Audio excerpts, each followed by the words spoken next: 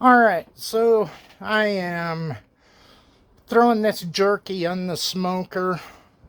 I have a whole nother bag plus this bag.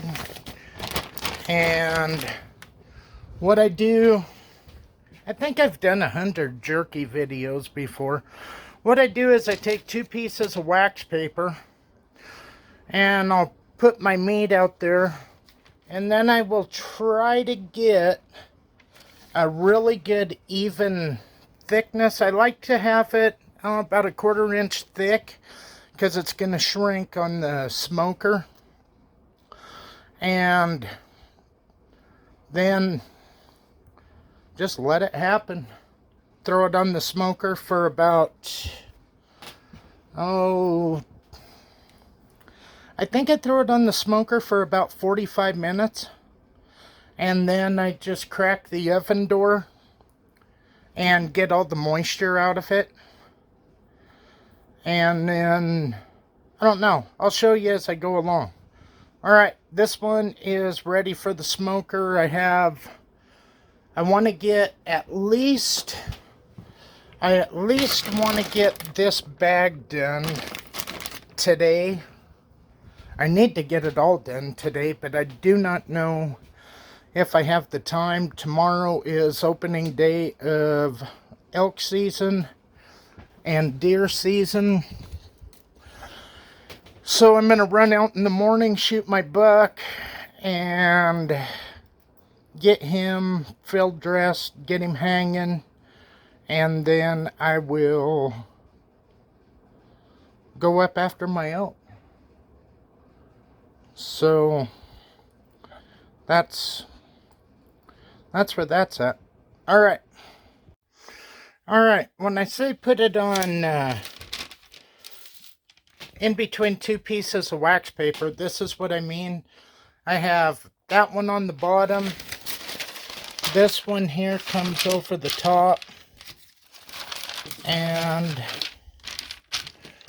then I just roll it out until it will fit one of my racks.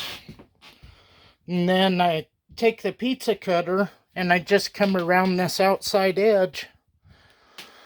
And the edges always get a little bit uneven, so I like to bring it out to where that will cover the whole thing. Then just trim it off, and then I put this on top of it, flip it over, and then just get my wax paper off, and that's the way that works. Alright, so that's what I'm talking about. I could go a little bit more. I think I will. This side's pretty thick. This is kind of thinner. So I think I'm going to push a lot of it over this way. And I will have it pretty much an even thickness. That's all I'm really after. I just want a good even thickness. You can adjust your dry time according to the thickness. Anyway, that's what I do. So it just kind of is what it is. It's not like it matters. I mean, you can't screw it up. You just have to leave it in a little longer or whatever. The thing that I don't like, and why I want to bring a lot over to this side, that is way too thin.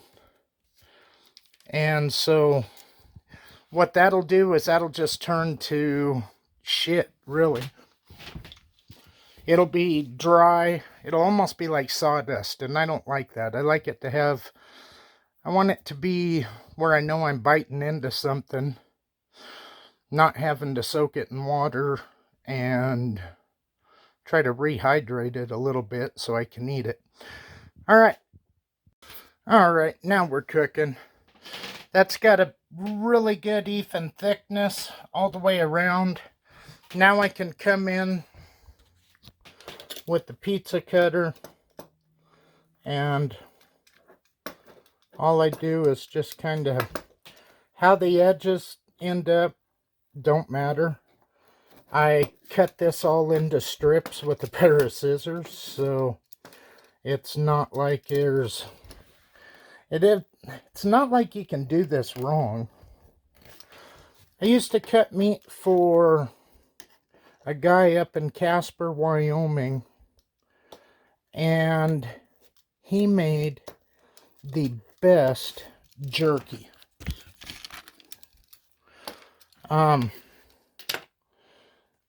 But it was where I learned about chopping up jerky instead of having just strips. Because anytime I had ever made jerky, all I ever did was cut it into real thin strips, marinate it, and go from there. And then when I learned about this, and it's just moister, has a better flavor, your flavors are all the way through, that's when I just started grinding it and calling it good. And I don't know, it just seems like it does a hell of a lot better to me. I mean, it comes down to preference, but you can really get a good flavor out of it like this. All right, I'm going to get this cut off. I'm going to get these 3 racks on the smoker. I'm going to get my other 2 racks set up. That way when these come off, they can go straight in the oven.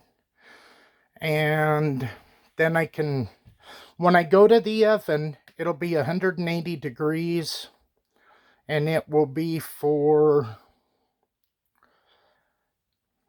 I don't know, probably, I put them on the smoker for 45 minutes. It'll probably be a good 4 hours or so. So that's how come I'm not sure if I have time to get all this done. But between bear hunting, then going after that doe, now watching that buck, man, it just is, it's been busy as hell. So I haven't had a hell of a lot of time for a lot. All right, I'll show you when it comes off the smoker. All right, so that is 5 racks of jerky. I have 2 of the square ones, 3 rounds, and this little pat is all that I had left over. So usually I'll do that, and then I remember why, because sometimes those come out better than everything else. But anyhow, the only thing I will do now is, as I'm getting ready to go out to the smoker, if the damn smoker ever catches on fire, it's being a pain in the ass, but it's the first day after the storm, so I should have smoked all this yesterday when it was snowing. I would have had a good draw, the temperature would have ran good, but I was trying to get my gun cleaned and get my wool and all of that kind of shit together, so that didn't happen. But anyhow, when it comes off the smoker, I will show you. Only thing I'm going to do is salt it. Just a sec.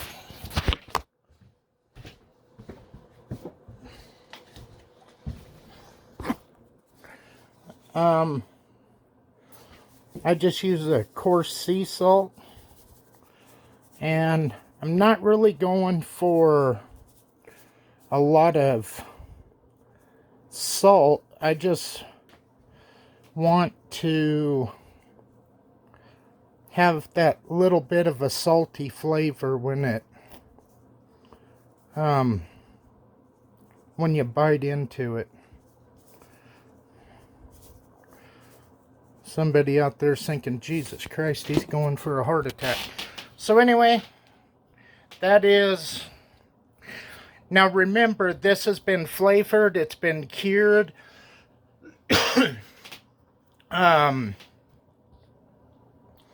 So it really doesn't need a lot, but it always seems like no matter what, it always needs just that little bit of salt. So I'll, what I should do is move that. Yeah, I'm going to salt all of these. Alright, later. Alright, so it's all salted up. Salt also helps pull some of that moisture out. That's a good thing because you do not want moisture in this. Otherwise it'll mold. Same with fat. You want zero fat. That I have some of the silver on there, which is basically when you pull the muscles apart, there's a tissue on it. It's kind of like a, it's almost like a skin. And no matter what, when you do the shanks, the front legs, you'll end up with that shit. The rest of it I take off. And like the back straps. Oh, what else has it? I pretty much just have all meat except for that, those shanks. There's 4 shanks, 2 in the front, 2 in the back. And that is where that silver comes from. But I have 0 fat, probably 99% meat, and maybe less than 1% by weight is that tissue. Anyhow, that is where that's at. So once I get to the point of my smoker really going, I can throw the smoke to it. Then I can bring it in, finish it off in the oven. And depending on what's going on, I might start that other bag. But I 9:45 now. I probably ain't going to get to that other bag. So I might just go ahead and pull the air out of that bag, freeze it, and then bring it out after hunting season, mix it in with elk. I know I'll get my buck. I've watched him for the last couple of days. I know when he's coming out. I know what he's doing. And so, providing nothing changes, I should have him first thing in the morning and then run up after an elk.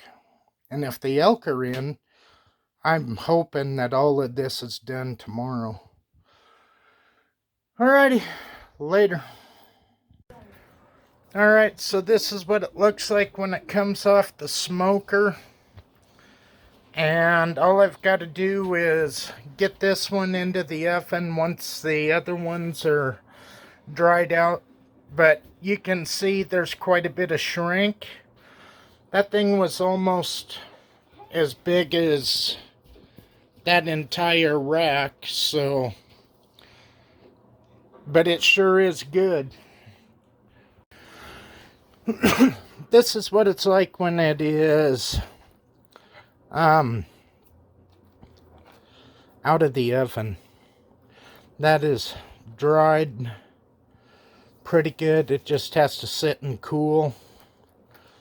I might grab a cooling rack and put it on a cooling rack instead of having them stacked up like that where they hold that heat. That way any moisture can escape. You can see very little moisture, but anyhow, that's jerky.